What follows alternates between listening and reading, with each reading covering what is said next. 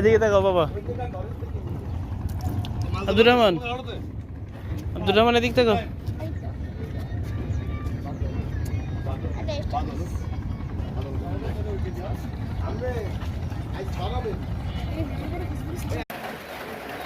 বন্ধুরা, আজকে আমরা ইনফিনিক্স হট 20 আনবক্সিং করব। তো চলো। তো এই ফোনটা খুবই ভালো, আমি খোলা দেখবো শুধু।